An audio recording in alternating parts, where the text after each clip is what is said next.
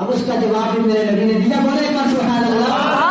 میرے رسول فرماتے ہیں او میمونہ میرے پاس کوئی آدمی نہیں تھا، کسی انسان سے میں بات نہیں کر رہا تھا، اور اللہ کے رسول پھر بتائیں وجہ کیا ہے، یہ کال کرنے کی ضرورت کیا ہے؟ اللہ کے رسول فرماتے ہیں او میمونہ میری زوجہ سن لو، ھذا رجل بنی کعب یستصرخنی، یہ بنی کعب کا ایک آدمی تھا، اپنی مصیبت میں پریشان حال تھا، مصیبتوں میں ڈوبا ہوا تھا، پریشان ہوا، اس نے مجھے وہاں سے بلایا، میں نے یہاں سے کہا کہ لبیک، اور میرے نزدیک میں حاضر ہوں۔ حضرت اللہ کے رسول فرماتے ہیں اور میمونہ میں وضو خانے کے اندر بیٹھ کر بنی کعب کے آدمی کی پریشانیوں کو دور کر رہا تھا۔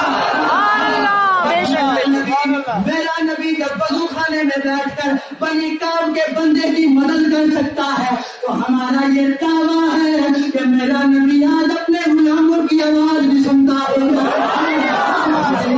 میں کہہ دیا جو لوگ عشق محمد میں چور رہتے ہیں، حوادثات زمانہ سے دور رہتے ہیں، جہاں بھی ذکر رسالت ماب ہوتا ہے وہاں حضور ہمارے ضرور ہوتے ہیں۔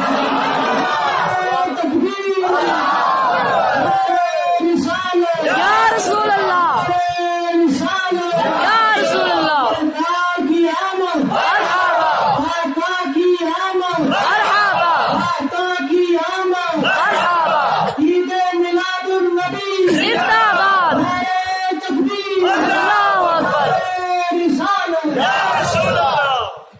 اب ہمیں یقین میں یہی ہونا چاہیے کہ نبی ہماری باتوں کو سنتے ہیں، نبی ہمارے ایمان و عقائد کو ملاحظہ فرماتے ہیں۔ کیوں نہ ملاحظہ کروں جب میرے نبی کے غلام کا یہ عالم ہے، جو غلام مسجد نبوی کے ممبر کے اوپر کھڑا ہو کر کے سینکڑوں میل کی دوری پر حضرت ساریہ کو دشمنوں کے بارے میں خبر دے سکتا ہے، اس غلام کا مالک ہماری آواز جو گھرنے سے بچتا ہے۔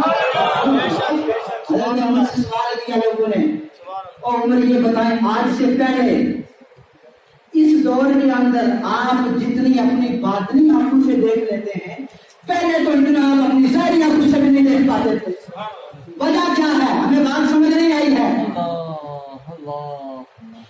حضرت عمر نے فرمایا سننا چاہتے ہو؟ آپ بھی جواب سننا چاہتے ہیں؟